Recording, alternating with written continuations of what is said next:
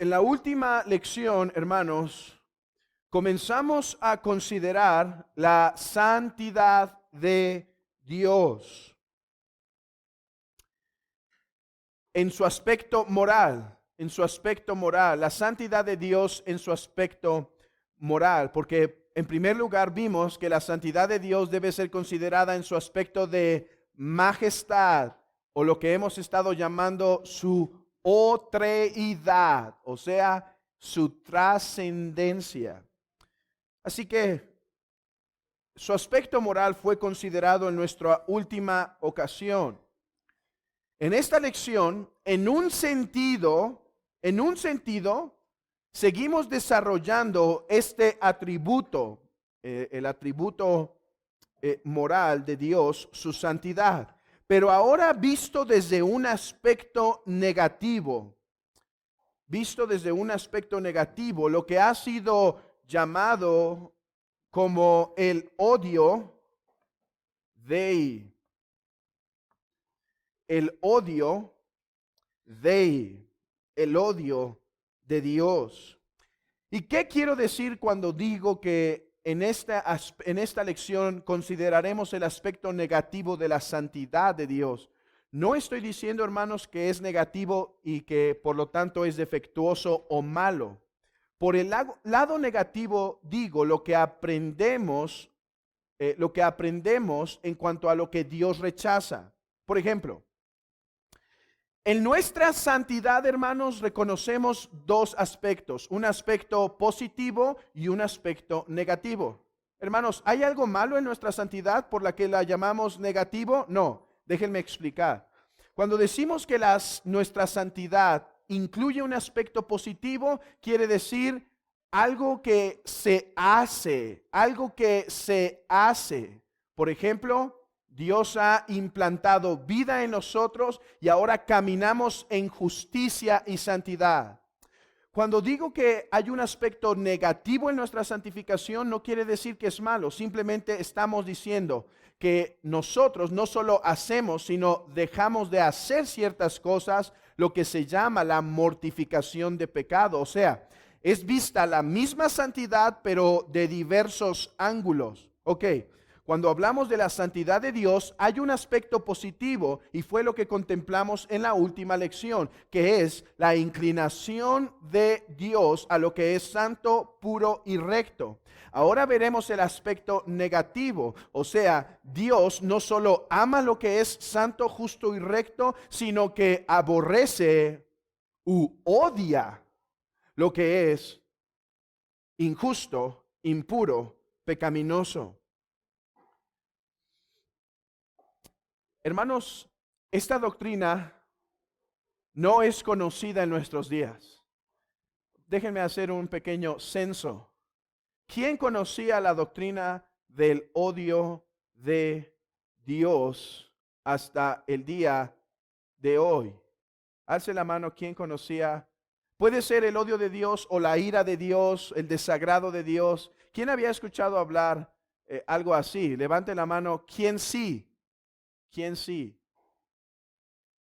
Creo que eso se debe a que la mayoría de los que levantaron la mano han estado por un tiempo conociendo más de la teología reformada, pero en realidad el odio de Dios es algo poco predicado. Es algo poco predicado, hermanos. He escuchado muchos sermones y estuve en una iglesia donde escuché muchos sermones de el amor de Dios, pero nunca se presentó, por ejemplo, un miércoles donde decía el pastor, la próxima semana vamos a hablar del amor de Dios, de la paciencia de Dios, pero creo que casi nunca escuché un tema del odio de Dios. Vamos a hablar del aborrecimiento de Dios. Vamos a hacer una campaña evangelística. Hermanos, estoy usando... no estoy diciendo que lo vamos a hacer, estoy usando lo que se dice en las iglesias. Vamos a hacer una campaña evangelística y vamos a tratar del amor de Dios, pero pocas veces dicen vamos a tratar el odio de Dios. Miren lo que dice un autor. Dios ha estado recibiendo una transformación desde hace tiempo, conforme sus atributos más duros han sido suavizados o eliminados. y sus atributos más tiernos muy enfatizados. La gente moderna ha domesticado y civilizado al Dios de la Biblia. Es verdad. El león de la tribu de Judá ha sido domesticado por algunos hombres, pero justamente el propósito de este curso es quitarnos ese Dios que nos han puesto para conocer a Jehová de los ejércitos, conocer al único Señor verdadero. Continúa la cita y dice, el resultado es un Dios que no es sino una sombra de su anterior ser. Aunque nunca habrían dicho directamente, hagamos un nuevo Dios, esto es lo que esencialmente ha sucedido. Richard Newburgh dice, resumió el mensaje optimista del liberalismo teológico de la siguiente manera: un Dios sin ira trajo a hombres sin pecado a un reino sin juicio por medio de la administración de un Cristo sin una cruz. Hermanos, la razón por la que nos vamos a tardar 40, 50 domingos o un poco más estudiando la doctrina de Dios es porque esta es esencial para todo el mensaje cristiano. Quítale a Dios su ira, suaviza su ira, quítale su odio, quítale su indignación. Y entonces el hombre ya no tiene pecado. Y entonces el reino de Dios es sin juicio. Y entonces no hay necesidad de una cruz cruenta. La razón por la cual a algunos la cruz de Cristo hoy les parece algo extremo, algo fuera de lo que es natural en el hombre, es porque se han hecho un Dios a su imagen y semejanza.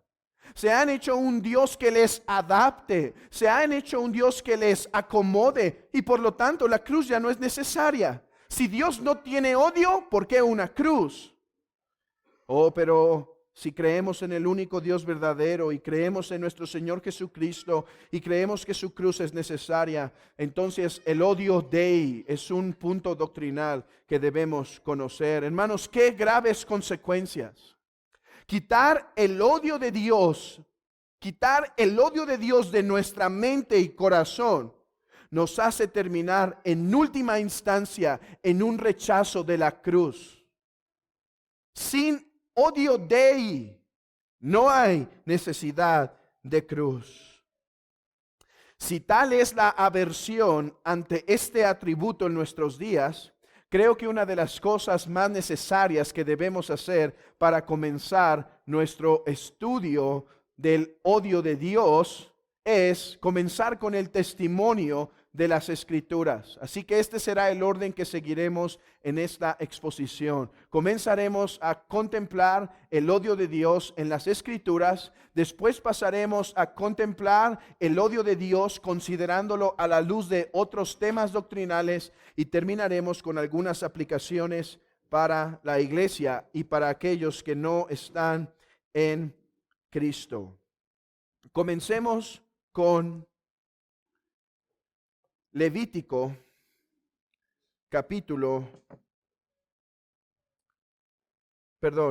vamos a saltar algunos textos por causa del tiempo. Vamos a comenzar con Deuteronomio capítulo 7. No podremos ver todos los textos.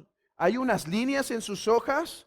El propósito de esas líneas es que ustedes puedan escribir lo que se dice de Dios. ¿Qué odia Dios? ¿Qué aspecto del odio de Dios está enfatizando? Deuteronomio capítulo 7.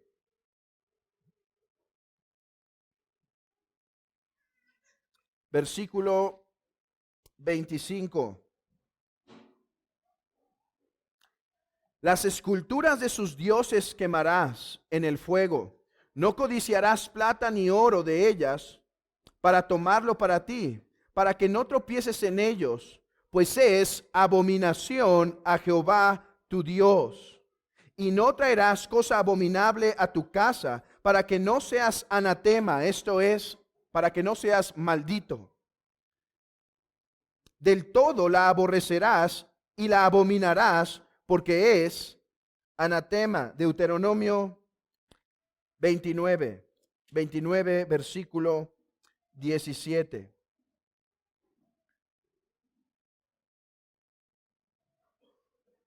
Y habéis visto sus abominaciones y sus ídolos de madera y piedra. Nuevamente, la idolatría es considerada por Dios abominaciones. Habéis visto lo que es abominable, esto es lo que es vomitable, lo que me es repugnante, lo que mi alma, hermanos, aborrece, lo que mi alma aborrece.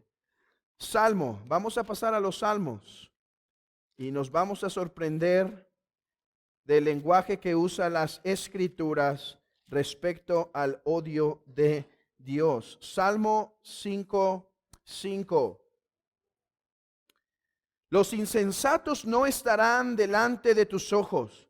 Aborreces a todos los que hacen iniquidad. Este texto es clave más en el evangelicalismo de nuestros días. Los evangélicos de nuestros días tienen la costumbre de decir: Dios aborrece el pecado, pero ama al pecador. Creo que en parte eso es verdad. Y ahorita voy a llegar a un punto donde voy a intentar explicar eso. Pero se les olvida decir que por otro sentido y en otra forma, Dios no solo odia el pecado, también odia y aborrece al pecador. Escuchen el Salmo, Salmo 5:5. Los insensatos no estarán delante de tus ojos. Aborreces a todos los que hacen iniquidad.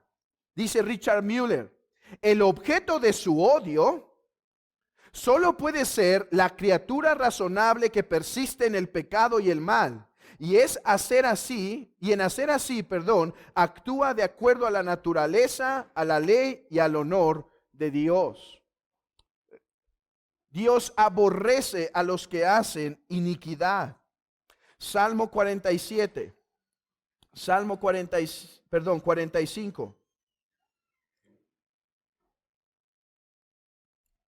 Salmo 45, versículo 7. Has amado la justicia y aborrecido la maldad. Por tanto, te ungió Dios, el Dios tuyo, con óleo de alegría, más que a tus compañeros, hablando del Mesías. Dice, Dios te ha amado porque has aborrecido la maldad.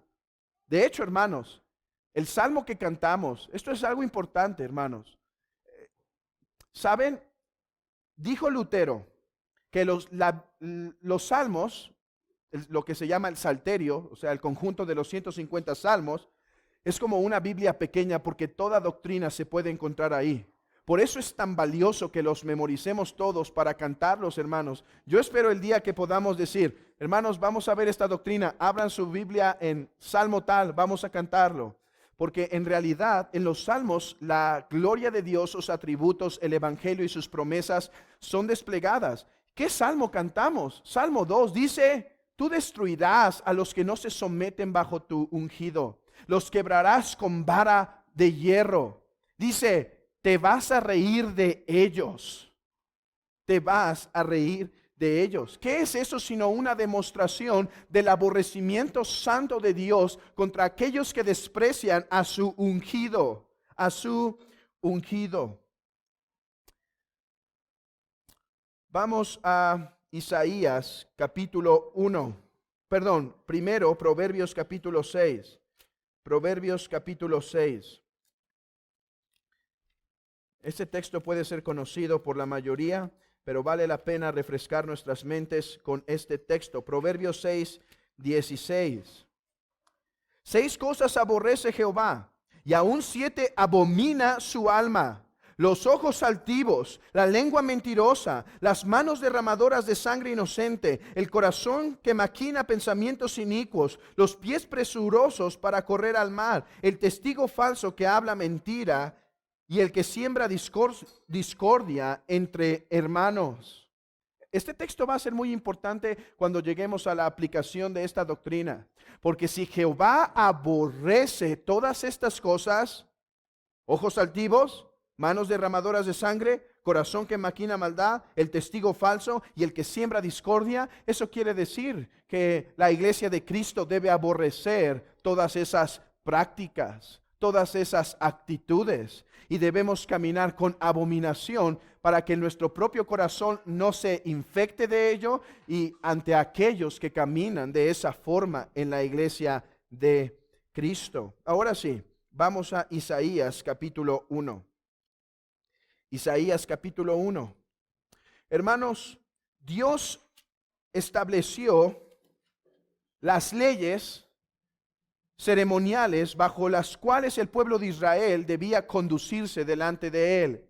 Pero cuando estas leyes ceremoniales eran cumplidas solamente externamente, a Dios le producía una repugnancia tal actividad. Por eso dice en Isaías capítulo 1, versículo 14: vuestras lunas nuevas y vuestras fiestas solemnes las tiene aborrecidas mi alma, me son gravosas, cansado estoy de soportarlas. Estoy fastidiado de su forma de adorar, dice el Señor al pueblo de Israel. Jeremías capítulo 4.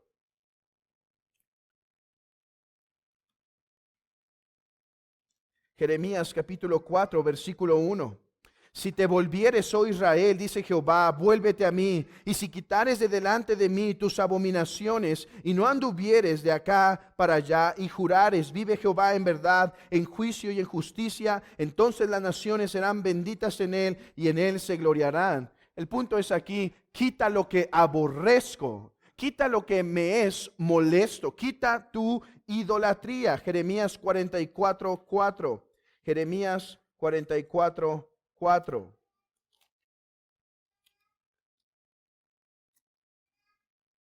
Y envía a vosotros todos mis siervos, los profetas, desde temprano y sin cesar, para decirlos, no hagáis esta cosa abominable que yo aborrezco. Aléjense de esas prácticas que mi alma detesta tanto.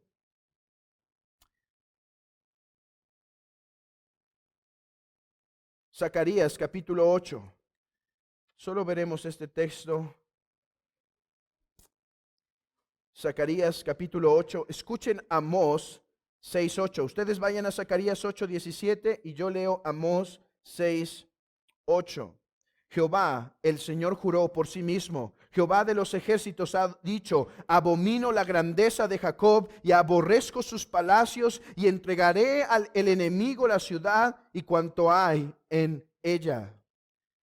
Hermanos, este lenguaje les recomiendo, si quieren empaparse más del lenguaje de aborrecimiento o lo que llamaremos en nuestra lección odio dei, lean los salmos y los proverbios y los profetas para que se den cuenta el lenguaje que Dios usa una y otra vez para decir, mi alma aborrece sus prácticas, y cuando ustedes están vinculados con esas prácticas, mi alma os aborrece a ustedes también.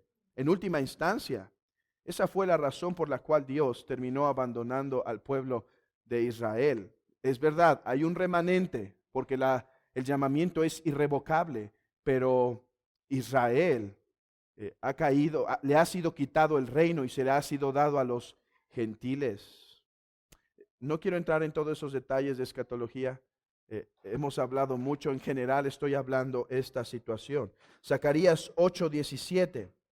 Y ninguno de vosotros piense mal en su corazón contra su prójimo, ni améis el juramento falso, porque todas estas cosas que aborrezco, todas son cosas que aborrezco, dice Jehová. Alguien podría decir, pero el Dios del Nuevo Testamento es diferente.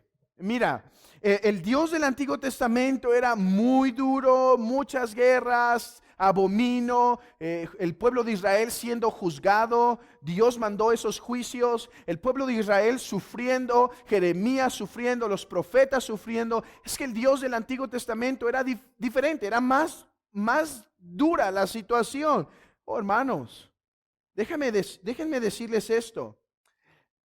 El evento más grande El evento en donde donde el aborrecimiento y el odio de Dios se manifiesta de una manera más grande que en toda la Biblia es en el Nuevo Testamento. Es en el Nuevo Testamento, en la cruz de Cristo.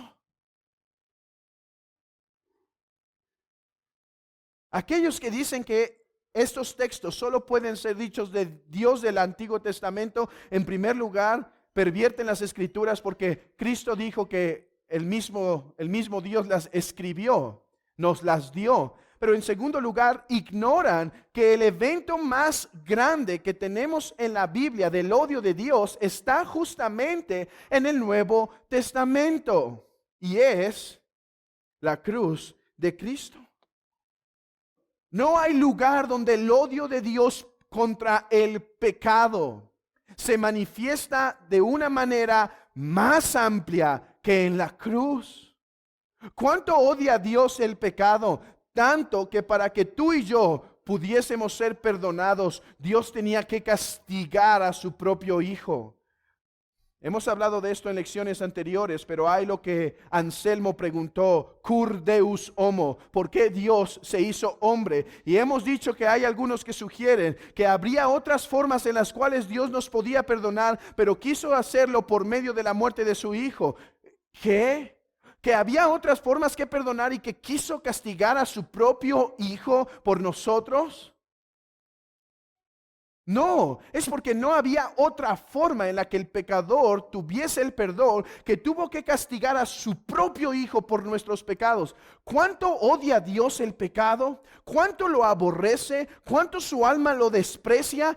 Tanto que para que su alma quedara, para que su corazón quedara satisfecho por el castigo de nuestros pecados, su Hijo tenía que ser castigado, su Hijo tenía que sufrir, su Hijo tenía que morir.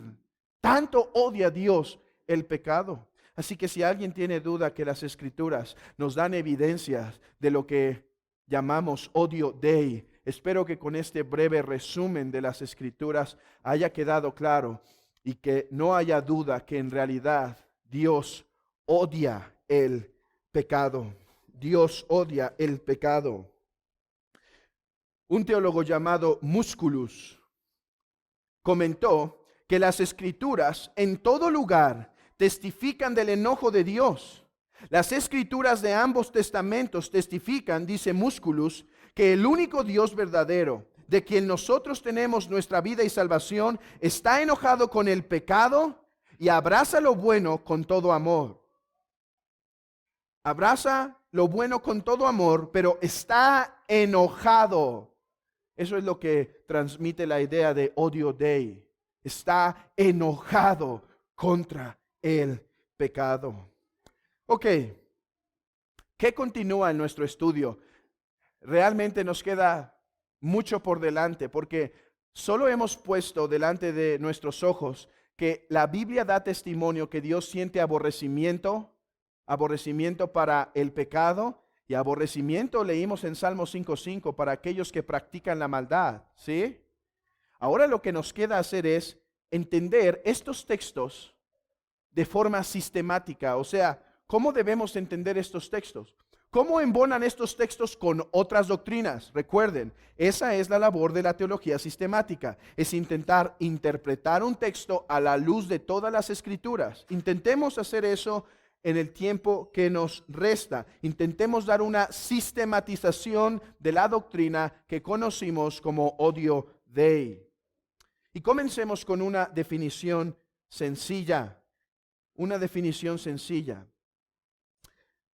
Petrus van Maastricht define el odio de Dios como su deseo o como su negativo deseo, o sea, rechazo de todo aquello que es repugnante a sí mismo y hace en contra de estas mismas obras el odio en las criaturas. Esto es borrarlo y castigarlo. Edward Lake dice que el odio de Dios es un acto de la voluntad divina declinando, desaprobando y castigando el mal. No sé si tienen otra cita de un hombre llamado Pictet. ¿La tienen en sus notas, Pictet, o no? Él comenta que hay 3 cosas que se implican en el odio dei. 3 cosas, 3 cosas.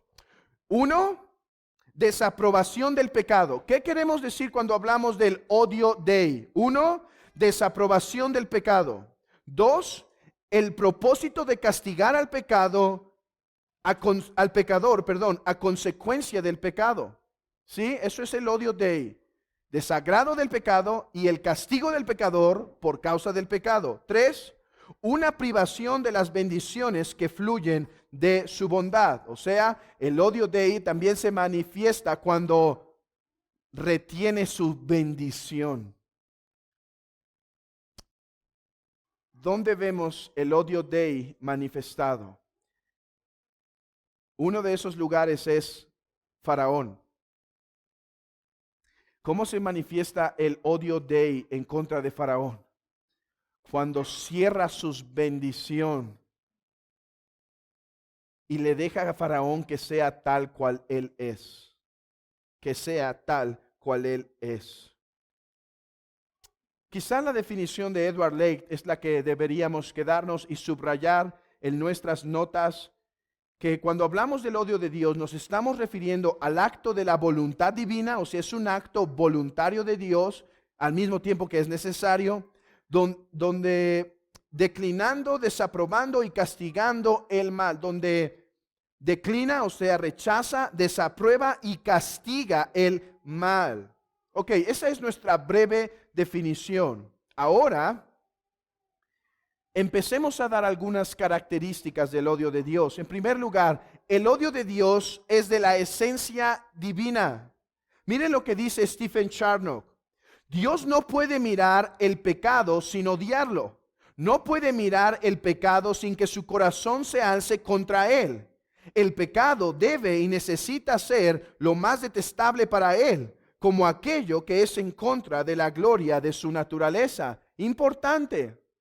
El odio de Dios por el pecado es algo que no puede ser diferente, hermanos, porque Dios es santo, es porque Dios aborrece el pecado y castigará al pecador, porque Dios no puede mirar el pecado en ninguna forma con agrado, Él lo desaprueba. Y hermanos, decimos que el odio dei es de la esencia divina porque no puede ser de otra forma.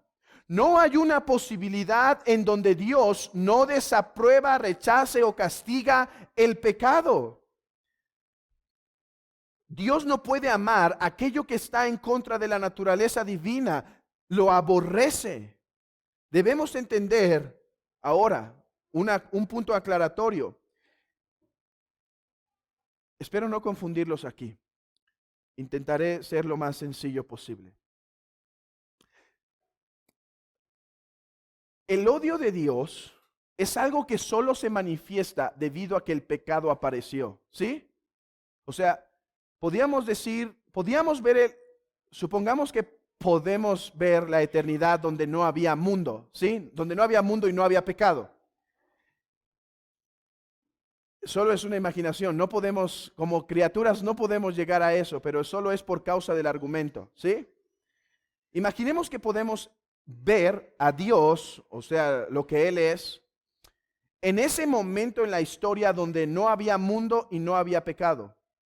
¿Hubiésemos podido conocer el odio de Dios? No. No. Eso quiere decir entonces que el odio de Dios es una reacción en Dios. No.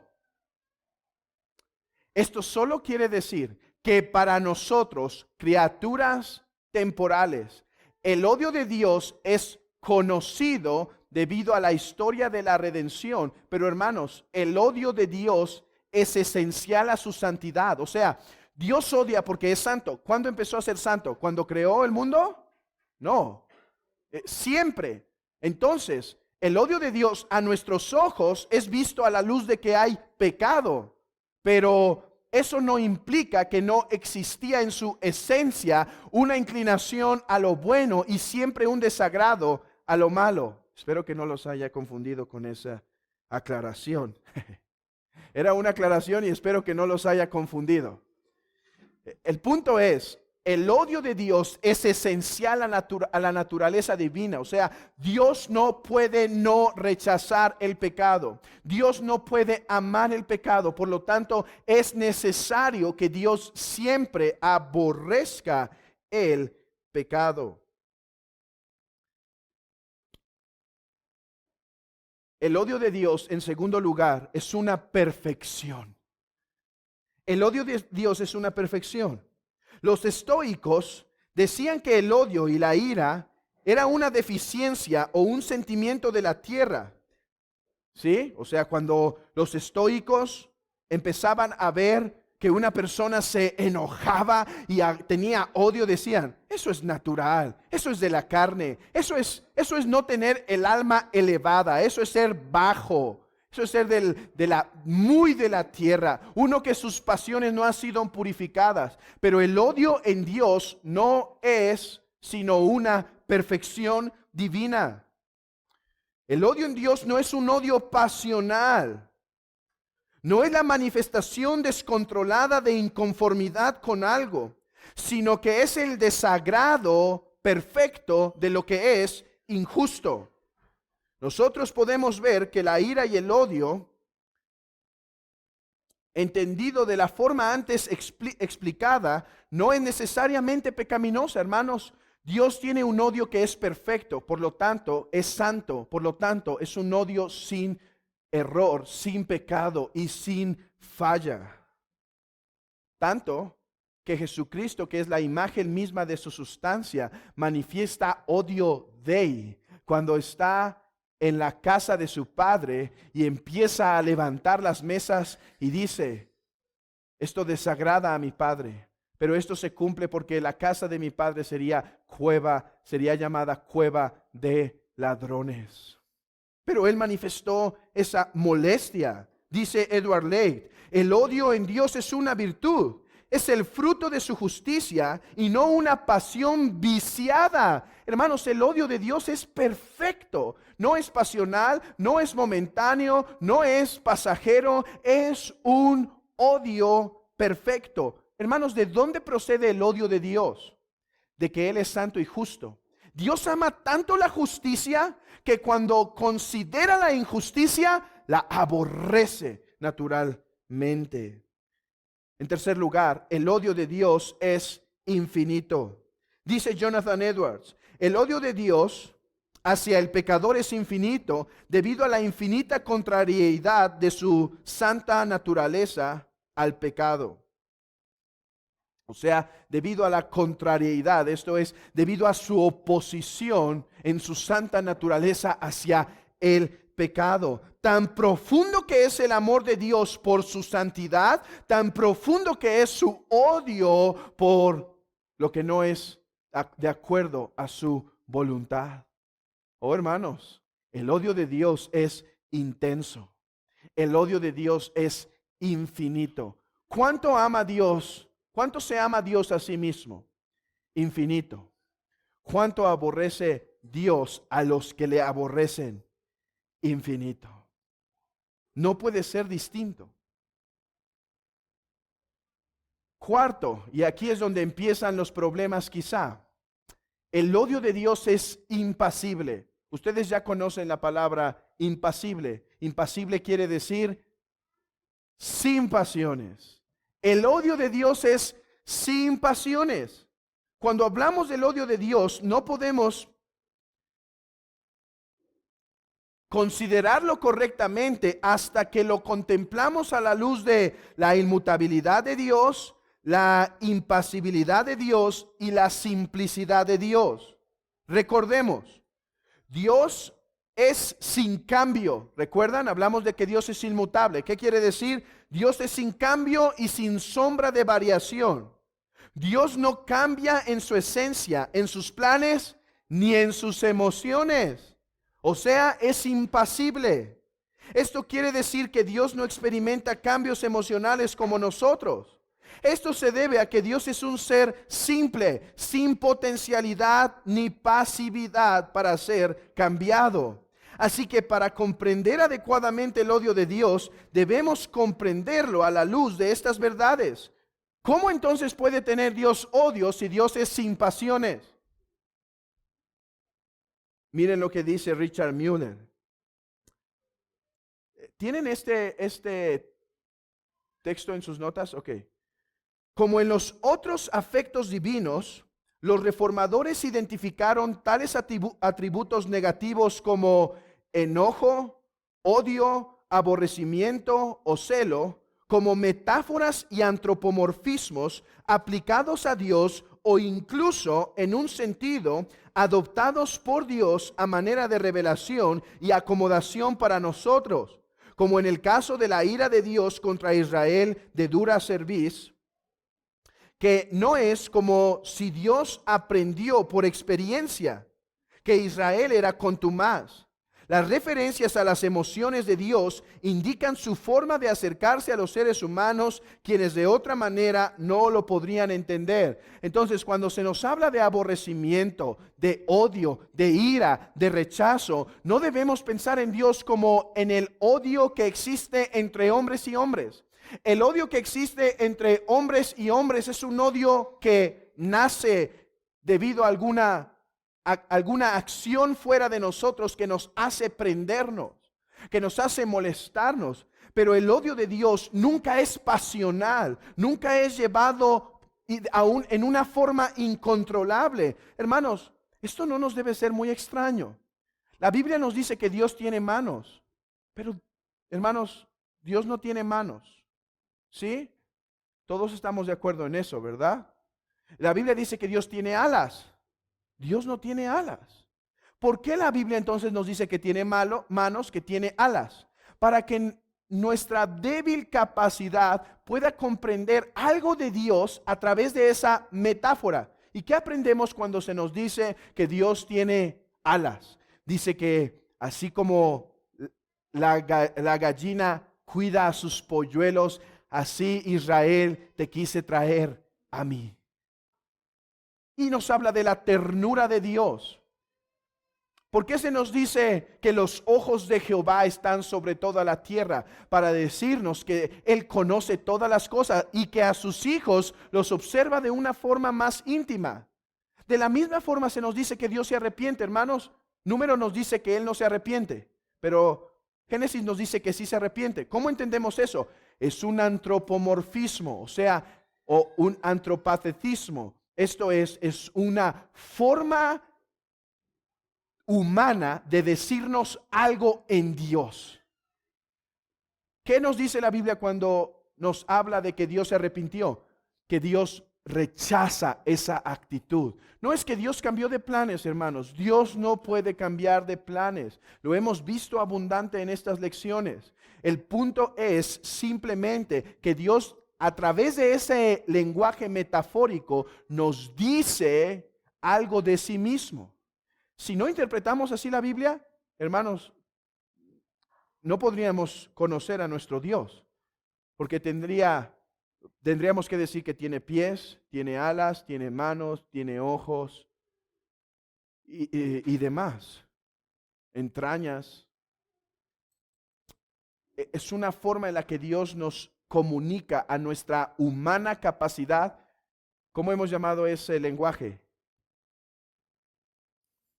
Yo lo estoy empezando a aplicar en estos tiempos en el hogar. Bebesoide, lenguaje de bebé. Así como explicamos al niño cómo es que el avión puede volar a través de usar imágenes pequeñas debido a su capacidad. De la misma forma Dios nos habla en nuestra humana debilidad. El odio de Dios es impasible.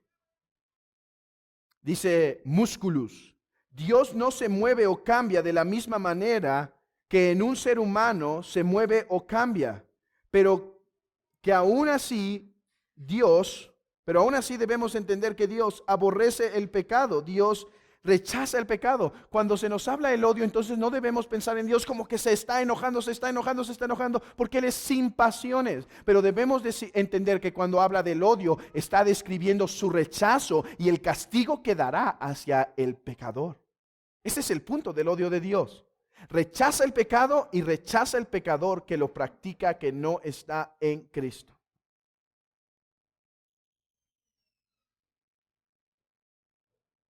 Cinco.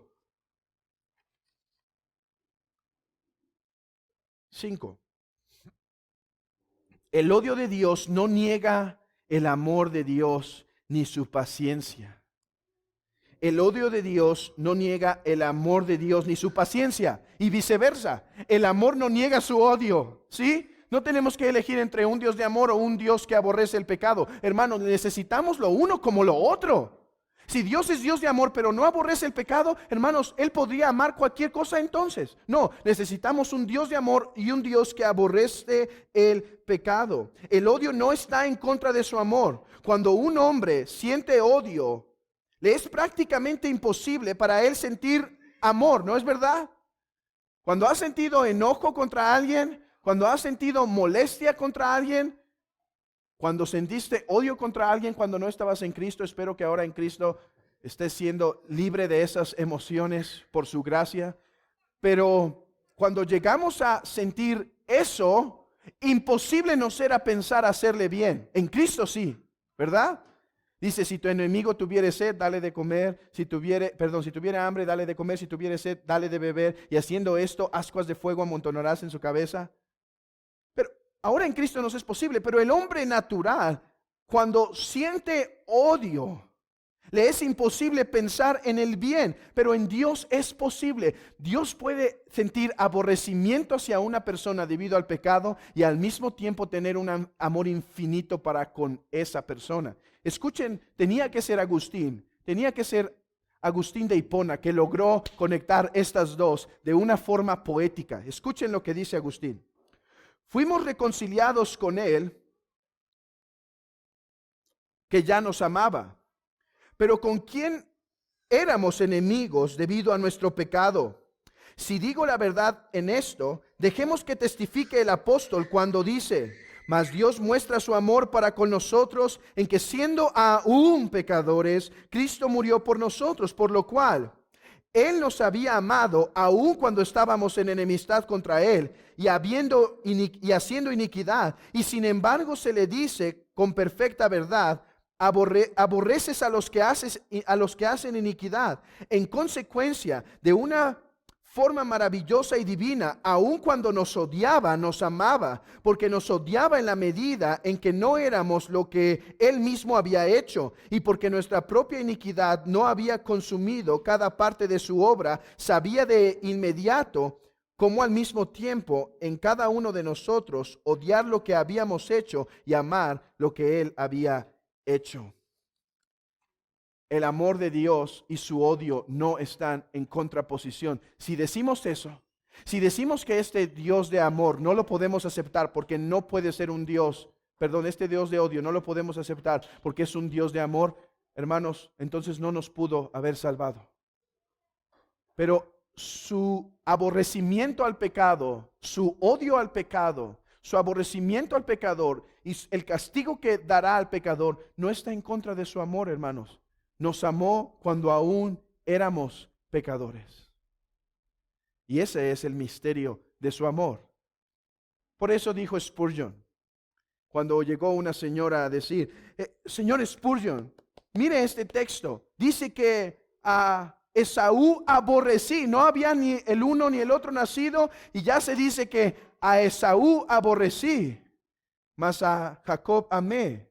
Y Spurgeon le dice: y señora, ¿qué es lo que le causa tanta inquietud respecto a ese texto? Dice, pues que a Esaú aborrecí. ¿Cómo es posible a Esaú aborrecí? Dice, no, a mí ese texto también me causa asombro, pero esa parte no. Lo que me causa asombro es a Jacob amé. Entiendo por qué aborrece el pecado y al pecador. No entiendo por qué lo ama. No entiendo, no puedo comprender cómo lo ama. 6. Dios odia discriminatoriamente o distintamente. Lo que quiero decir es, hermanos, Dios sigue aborreciendo y odiando el pecado en el cristiano.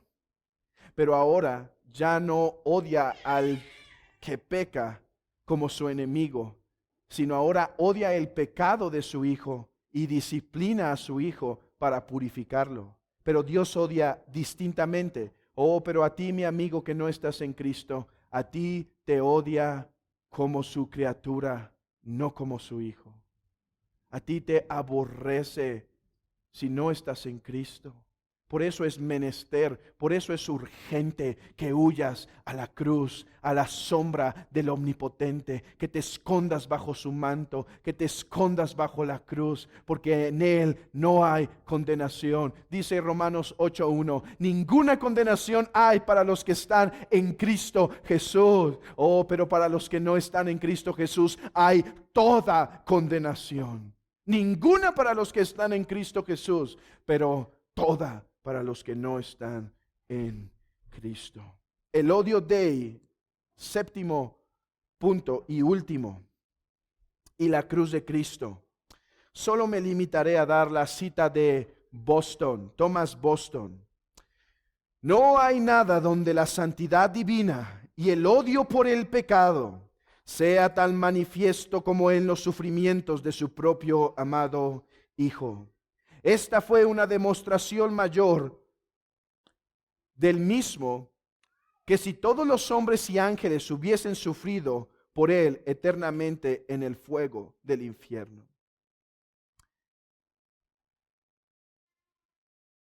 Hermanos, la cruz de Cristo existe porque el odio Dei existe. Entendamos eso de la cruz, hermanos. Nuestro mundo humanista está intentando decirnos, no, la cruz no fue un castigo. ¿Saben que hay todo ese tipo de teólogos hoy en día? Está la iglesia griega influyendo, el liberalismo, y en seminarios en Inglaterra y en Estados Unidos y Escocia están diciendo, no hay que hablar de sufrimientos en la cruz, no hay que hablar de castigo. Eso no va de acuerdo a nuestra idea de Dios. Sí, el Dios que te has formado. Pero el Dios verdadero, hermanos, tiene tanto aborrecimiento que dio a su Hijo por nuestros pecados. Aplicación. Ya hemos visto la evidencia bíblica del odio Dei, ya hemos visto algunas aclaraciones del odio Dei. Ahora me gustaría dar algunas breves aplicaciones. En primer lugar, limpiémonos, hermanos, del falso Dios que podemos estar abrazando. Si después de esta lección te parece demasiado extremo que hemos hablado del odio de Dios y enfatizado el odio de Dios, es seguramente porque te has formado un Dios. Y hermano, quizás has domesticado a Jehová de los ejércitos en tu mente. No a Él. Él no puede ser domesticado. Él es Jehová, el Señor. Y eso es lo que dice en Salmo 50, versículo 21. Dice, pensabas que de cierto yo era como tú, pero te reprenderé por estas cosas. Limpiemos nuestra falsa imagen de Dios, hermanos. Limpiémonos de ese Dios que nos hemos formado. Limpiémonos de ese Dios que hemos suavizado. Conozcamos a nuestro Señor tal cual Él es y deleitémonos en Él. Oh, hermanos, solo podemos amar este precioso atributo del odio Dei en Cristo. Conozcamos a nuestro Dios. En Cristo podemos amar este atributo y decir, gracias por la cruz, oh Dios. El precio que pagaste por mí, lavando mi pecado allí. Oh, gracias, porque tú que aborreces el pecado, aborreciste a tu Hijo por mi causa. Por eso clamaba el Salmo 22, diciendo, a los padres escuchaste. ¿Sabían ese texto en Salmo 22? Está diciendo David, hablando por el Espíritu de Cristo, porque eso solo se cumple en Cristo. Y está diciendo, a nuestros padres escuchaste cuando ellos clamaron. A Abraham lo escuchaste. A Isaac lo escuchaste. A Jacobo lo escuchaste. los escuchaste, mas yo soy gusano. Oh, hermanos, eso es terreno tan santo que solo podemos decirlo porque la Escritura lo dice. Pero Cristo, estando colgado en el madero, dice: a los padres escuchaste, a ellos los libraste en su necesidad. Oh, mas yo soy gusano, mas tú me aborreces. En la cruz nuestro Señor fue aborrecido por causa de nuestro pecado. Limpiémonos de ese falso Dios y empecemos a conocer el verdadero y a exaltar la cruz de Cristo y a enamorarnos más de su preciosa cruz y de su gran amor. Dice Stephen Charnock: ¿también nos hemos creado un ídolo? ¿No podrá haber muchos entre nosotros cuyo amor a sus lujurias y deseos de pecar sin control los lleve a calumniar a Dios en sus pensamientos en lugar de reformar sus vidas, y están dispuestos a crear por el poder de su imaginación un Dios no solo guiñando, sino también sonriendo ante sus impurezas? Dice Stephen Charnock: basta de imaginarnos el Dios que nos agrada y nos acomode a nuestro pecado. Él odia el pecado siempre. Hermanos, limpiémonos del Dios que hemos suavizado, del Dios que hemos domesticado con nuestras mentes. Porque déjame decirte esto: en el momento que domesticas en tu pensamiento a Dios, ha dejado de ser Jehová de los ejércitos. Él no, pero el Dios que adoras. ¿Sí? 2. Imitemos el carácter de Dios y odiemos el pecado. No abracemos lo que Dios tanto odia. Busquemos la mente de Cristo y aborrezcamos esos pecados con todo nuestro corazón. No le demos lugar sabiendo que tanto les desagrada al Padre.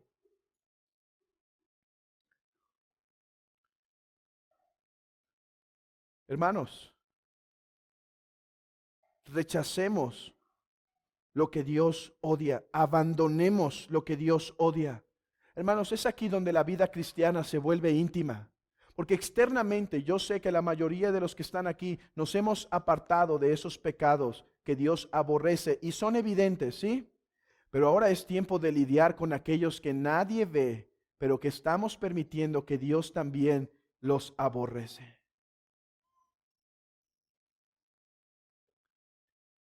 ¿Qué pecado estás abrazando hoy, amado hermano, en tu corazón que Dios aborrece? ¿No debería el odio Dei llevarnos a limpiarnos aún de esos pecados que estamos permitiendo que nadie ve? Gracias a Dios has dejado la borrachera. Gracias a Dios has dejado las maldiciones. Gracias a Dios has dejado los vicios. Pero estás trabajando en esos pecados que Dios también odia y aborrece, o estás acariciando esos pecados. Oh, hermanos, trabajemos con los pecados de Proverbios 6, los ojos altivos. ¿Saben? Pecado difícil de corroer. Los ojos altivos, pecado difícil de corroer. Pecado difícil de mortificar. Los hombres más santos, los hombres que se han convertido para nosotros grandes ejemplos, como Robert Murray McCheyne, una vez oraba a Dios antes de subirse al púlpito diciendo: oh Señor, será hoy el día que llame los pecadores a ti sin que en un sentido también los llame a mí. Habrá este día donde pueda predicar libremente de cualquier sentimiento de orgullo y solamente predicar a tu Hijo Cristo. Hermanos, si no estamos lidiando con esos pecados que Dios aborrece, es seguramente porque los estamos perdiendo de vista que realmente podemos tenerlos. 7 cosas aborrece Jehová, mátalas, hermano. Los ojos altivos, la lengua mentirosa, las manos derramadores de sangre inocente. Tú dirás, nunca. Ok, el odio y la amargura. No sé si estás amargado o amargada, hermanos, hermana, pero debes matar la amargura. El corazón que maquina pensamientos inicuos, los pies presurosos para correr al mal, el testigo falso que habla mentira. Y hermanos, trabajemos en este último para el bienestar de nuestra iglesia, el que siembra discordia entre hermanos. Que nunca seamos aquellos que producen división en el cuerpo de Cristo. 3. Pregunta, ¿debemos imitar el odio de Dios hacia con los hombres? Ya dijimos que Dios no solo odia el pecado, en un sentido también odia al pecador, sin que eso elimine, hermanos, su bondad general, ¿sí? ¿Debemos imitar eso? Debemos aborrecer nuestro pecado, sin duda. Debemos sentir un santo rechazo y dolor por el pecado en general. Debemos sentir una santa indignación contra aquellos que rechazan el nombre del Señor. No obstante, somos llamados a amar compasivamente a los enemigos de Cristo. Cristo, quien es Dios, ciertamente tiene el odio más perfecto en contra de los pecadores, pero al mismo tiempo Él los ama y a sus hijos hasta el fin. Él da el sol a justos e injustos. ¿Recuerdan en Mateo 5? Dice que seamos buenos con los hombres en general porque Dios hace salir el sol sobre justos e injustos. Es verdad, Dios tiene un odio para el pecado y para aquellos que practican la maldad, pero al mismo tiempo, Él hace bien a los hombres. Debemos imitar eso. Debemos tener rechazo con el pecado en general, pero debemos amar a los que están en pecado, sin que, hermanos, sin que no lleguemos a sentir una grande indignación contra los que blasfeman el nombre de nuestro Señor. Por eso dijo Calvino: si un perro ladra cuando atacan a su dueño, yo sería un cobarde cuando no defiendo, cuando no me levanto para hablar a favor de mi Señor. Es verdad, debemos amar a los hombres, aún a los enemigos de Cristo, a los que han provocado daño a nosotros y demás, debemos amarlos, pero a los que también se levantan a blasfemar en el nombre de Cristo, debemos sentir santa indignación por lo que hacen. Por eso dijo Cristo: no deis las perlas a los cerdos. A eso se refería. Llega un momento donde debemos sentir santa indignación por los pecados que cometen en contra de nuestro Señor. No debemos creernos más que los hombres. Debemos amarlos por igual. Pero aquellos que blasfeman de una forma particular, debemos sentir santa indignación y orar por nuestros enemigos. Hacer bien a nuestros enemigos como nuestro Padre que está en los cielos hace bien a todos los hombres. 4. Pecador, déjame hablar brevemente a tu corazón. Date cuenta de tu mala condición ante Dios. Algunos piensan, hermanos, que esta doctrina no se les debe predicar a los hombres porque los vamos a espantar de quién es Dios.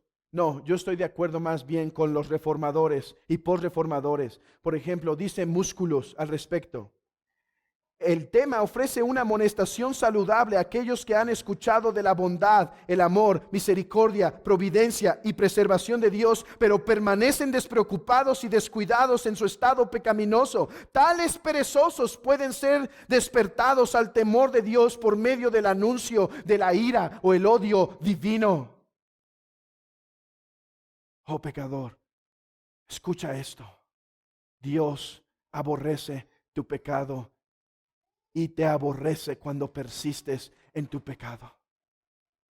Pero esto es saludable escuchar porque te has acomodado,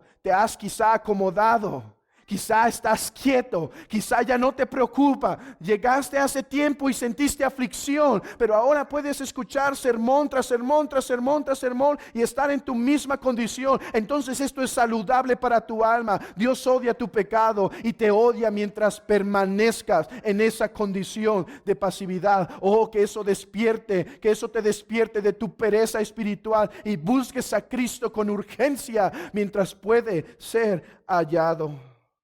Oh, sabe esto, pecador: eres abominable para Dios, Dice Jonathan Edwards, el Dios que te mantiene sobre el abismo del infierno es muy parecido a cómo uno sujeta una araña o un insecto repugnante de sobre el fuego. Te aborrece y está enardecido. Eres 10,000 veces más abominables a sus ojos que la peor serpiente venenosa a los nuestros. Dice, eres como una araña que está sosteniendo para que no se caiga en el fuego. Teme.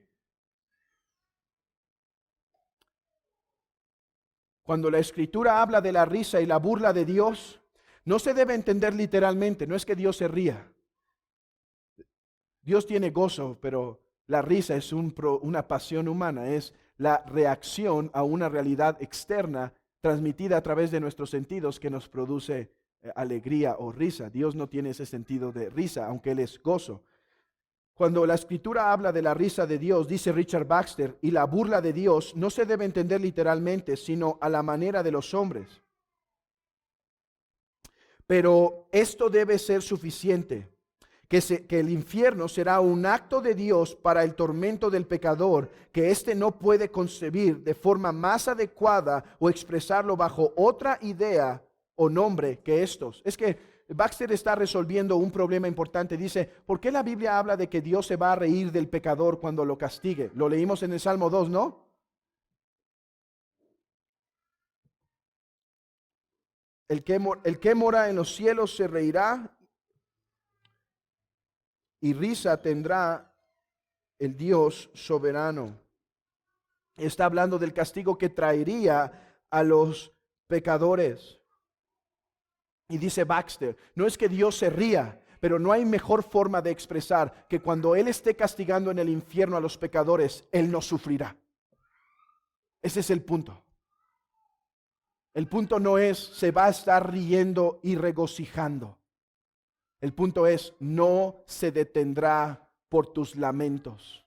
No detendrá su ira por tus toquidos en la puerta. No detendrá su ira por tus uñas que arañen las puertas. No detendrá su furor por el escuchar tus dientes crujir. Dice, se reirá, esto es, estará satisfecho. Oh pecador, Él no se detendrá. Amados hermanos, es un milagro que el Dios Santo nos haya amado. Es un milagro en Cristo que a tan viles y miserables pecadores Él ha amado. Hermanos, Él merece nuestra alabanza, nuestra adoración, nuestro cántico,